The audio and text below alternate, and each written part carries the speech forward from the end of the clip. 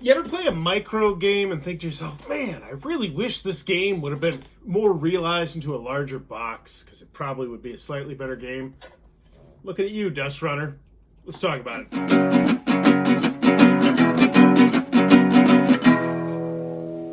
What does that even mean, Bowers Game? Ahoy there, YouTube! I'm back again today for another game review, another special Gamecrafter Spotlight review, where I do a series of videos on a specific Gamecrafter game every single month, including a setup, a gameplay, culminating with a review, and this is such a review of DustRunner. This is for one player, ages 12 plus, take you 30 minutes to play, and this is in the Tin series from Grey Gnome Games, Volume 5. Now, if you're more interested in this game, there is a Gamecrafter link down below, but let's take you to the table, show you a little bit how it plays, then I'll give you my thoughts on it.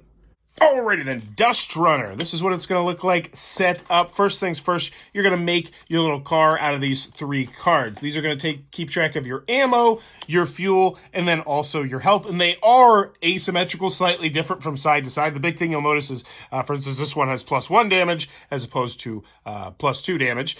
This one is going to give you more health. This one's going to give you more ammo. But the big thing is victory point stars at the bottom. So at the beginning of the game, you're going to pick which size of the car you want, and then you're going to tally up how many victory points you have, and you're going to keep track of them on your victory point tracker over here.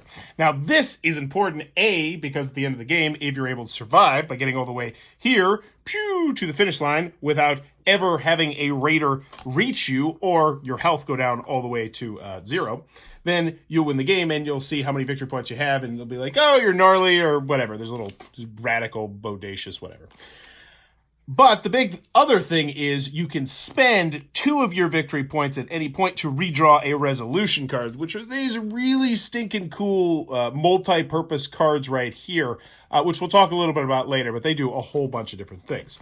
So we have our car set up. We got our ammo at the highest, the fuel at the highest, the health at the highest. We got 7 victory points to start. We got our cool little car right here and the cool car chasing us right there. We got these 2 dice we'll set off to the side. You're never going to roll those. Those are just going to help keep track of the health of the bad people that you're dealing with. You're also going to have these cards right here. So instead of a rule booklet, there's actually rule cards, which I'm not typically the biggest fan of. However, I actually really like these ones because you can use the cards around the board and like set them up, and they're going to help you as like quasi-player reference cards that you can use to make the game go smoother, which I actually kind of dig. Now, the next thing you're going to do is you're going to get this modification deck right here, because we have our car right here, but you're really going to asymmetrize it by randomly getting one of these modification deck cards. Whenever you spend 3 ammo to attack, you may add 2 extra damage. Oh, that's pretty stinking nice. Now, you'll get one random, but then you'll also get to go through the deck and pick exactly which one you would like. I'd love if there were some more of these in the game, but that's more for the pros and the cons. So we'll just say we'll take the cloak right there. These will go off to the side. You might get some later if you defeat some special raiders or have some other things happen.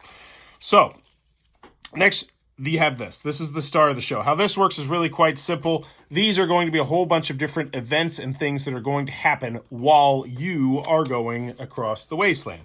How it works is, on a turn, you are going to put 2 down like so. So we'll just put these 2 right here. You're going to flip over one of them, and it's a gas station in this particular instance. Spend 1 fuel to move 1 space or gain 2 fuel. Obviously, we're maxed at fuel, so I could do this action if I would like. Or I could press my luck and say, I'm going to flip over this card instead. In this particular instance, I think I'd be happy with just the gas station. So I'd say, you know what, I'm going to move my fuel down 1. I'm going to move my car 1. This card is going to get discarded over here. And then this card, I'm not going to look at it, but it's also going to get discarded over here. And that's essentially my whole stinking turn. Really, really simple. So we flip over 2 more cards. So this time I think we'll flip over this one first. We have Crags. You may spend 1 fuel to move 1 space. Now let's pretend I don't want to do that. Let's pretend I don't have fuel or something like that. Then we're going to flip over the second card. Now, when you flip over the second card, you have to do whatever is on the card. Doesn't matter if it's worse, which in this case, it's the Dust Worm. This is the worst card you can see in the game. Lose 3 health and advance the Raiders 1 space. Because once again, if the Raiders ever get to our space, we are dead. Also, we lose 3 health, which is super rough. Now, the other thing is, there are going to be a bunch of raiders in this deck, and then 1 spybot. So let's talk about the raiders, let's talk about the spybot, because combat is a thing in this game. So if it's the first card you flip over, this is what you're going to have to deal with. And if it's the second card you flip over, this is what you're going to have to deal with it. And the bad guys in this game will always be worse if you flip them over on the second card.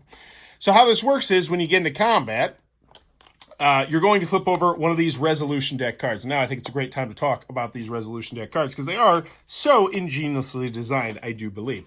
So the first thing you'll do, so let's just pretend that this Raiders card was actually the first card I flipped over. It wasn't the second card, so it's a little bit easier. So it's going to start with 2 health. So we'll grab the dice, we'll say, all right, the Raiders that we're going to have to deal with is going to have 2 health. Now we'll also notice that the Raider we're going to have to deal with is going to have an additional 5 health. So essentially the Raider that we're trying to fight is going to have 7 health. Now the good news is, as you can see down here, we get to go first. The Mohawk is the Raider attacking first. This is us attacking first. And now at this point, we can decide how much ammo we want to try and do to kill this person.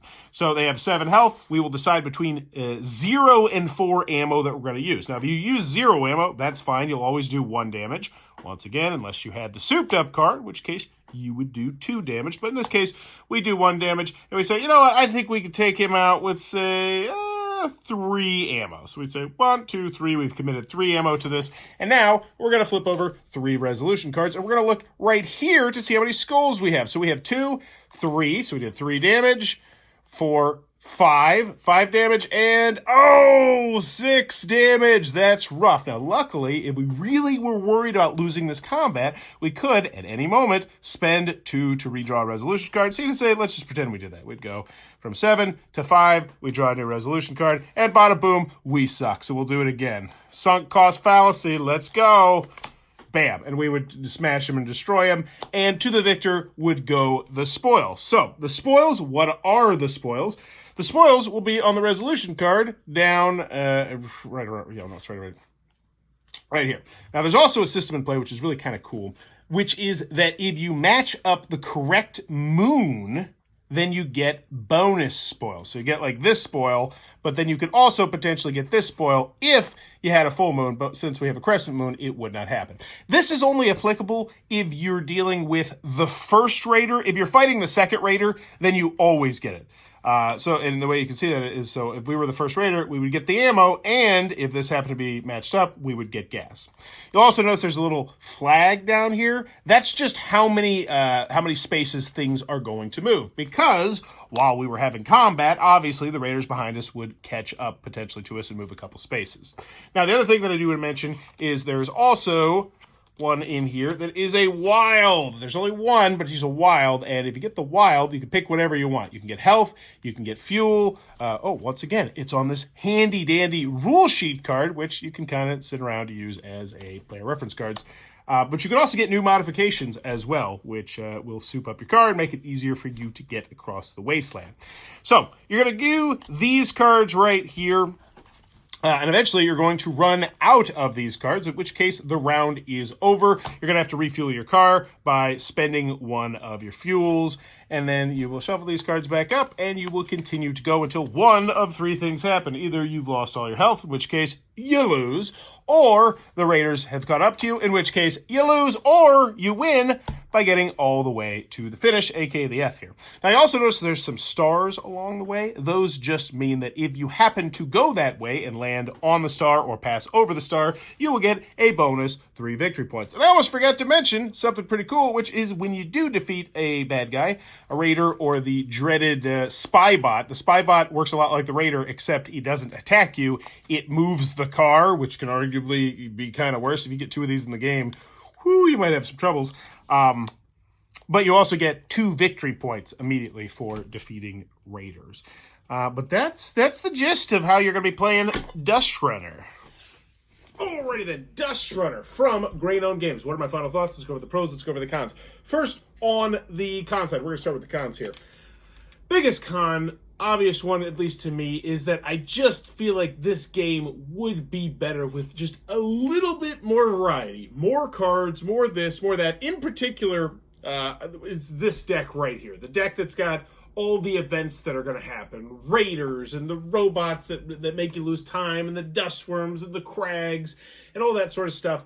And you'll go through that and you'll see everything pretty much within a game, if not two. Now, I played this 3 times. And I don't want to bury the lead here. I enjoy this game. I think it is a good mint tin game. But you'll notice that I specifically wanted to emphasize a good mint tin game. If I were just saying that this is as a regular game, it's a little less satisfying because, I mean, by the end of the 3rd game, I'd seen everything. And while the core gameplay loop is fun and interesting, and there are modifications, so you are going to have a slightly different car each time. It's not even slightly different car. You're going to have a different car each time. And you can flip these cards so your car is slightly different. Maybe it'll do a little bit more damage. Maybe it'll have less fuel, less health, that sort of thing. At the end of the day, I was left wanting more. And I think that's a testament to how much I enjoy the game and the fact that I think it's a good game, that I do want more and that I am going to keep this game. And I hope they come out with an expansion that's a thicker mint tin. It's filled with a whole bunch of cards. Do a bunch of different stuff. Maybe a 2-player version. I think that'd be fun. Maybe one person could play as a raider. That was a duck, by the way. Cons. We're on the cons. We'll get back to the pros. Any other cons that I have with it? Not really. I mean, I like the core gameplay loop. I like the artwork. I like the modification deck.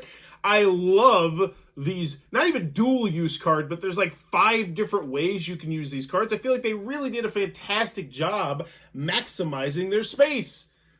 It's just, I wanted a little bit more variety. I think this is one that I think could have gone from good to great with just like 10 to 20 more cards. Just more of a chance you're not going to see everything in the game. Aside from the modification deck. You will not see the entire modification deck in the game. But the modification deck, it's cool, it's neat, but it's not, I don't know. Any other cons, though? Not really. I mean, there's just that one big glaring con that it's like when you have a teacher in school and they're like, hey, you did good, but I just think you could do better if you weren't limited to the mint tin. But I know why they did this. Mint tin it's on brand. Mint tin's great. I love mint tins. I'm a sucker for mint tins. Moving on to the pros. This is a good game. It's a fun game. I enjoyed it. I talked to my son. He enjoyed it. I played it 3 times. I enjoyed it. I'm probably going to keep this because I'm a sucker for mint tins. And busting this out every once in a while will be a good time. It doesn't take up a large table space. It's easy to learn. It's easy to teach. I actually really dig the player reference cards as a way to learn the game, which I don't typically say, but I want to give them a huge shout out on these specific player reference cards. Why? Because normally, not player reference cards, but just rule cards. Normally I hate rule cards. I'd much rather have just one of those padded little sheets. But with these, some of the rules cards are actually like these mini quasi player reference cards you can just keep out on the table with you. So it's like you have numerous player reference cards around you, which makes the game flow smoother, which I actually really, really dig. I like the little screen printed cards. Like everything about this, I dig. Artwork, components, gameplay, all rock solid. I just wanted a little bit more. I wanted to feel like each game was going to be a little bit more different. In particular, I don't know how they do it, but I'd love it if these cards were double-sided and there was just a little bit more that you could visit or do or something. It feels... And I say this about a lot of games. It's maybe just because I've played so many dang games. I feel like this game is an expansion away from really unlocking its full potential. And at the end of the day, I think that's my final thoughts on DustRunner. I enjoy it. I think it's good. If you have looked up at this game, you're like, man, I'm really interested in that game because you love mint tin games and you want to have this portable little thing with you, I think you'll have a fun time with it. That being said, I want some more. I want a little bit more. But, DustRunner. Looks like it might be your cup of tea. Be sure to check out that Gamecrafter link down below. Also, in the comments below, let me know, what is your favorite mint tin game of all time? For me personally, I don't even know. It's a pretty bad question, huh? Also, if you ever dreamed of making your own game, specifically a mint tin game, because they have tons of different options on how you can make your own mint tin game, check out the Gamecrafter, because, and I say that because obviously they sponsored this segment on the channel, but I also say that because, so long ago, about 10 years ago, I used the Gamecraft for myself to make my prototype, which I then launched on Kickstarter, and so since then I've just been singing the praises of Gamecrafter because it's an amazing prototyping service, but now they do so much more. But, as always, thanks for your time, YouTube.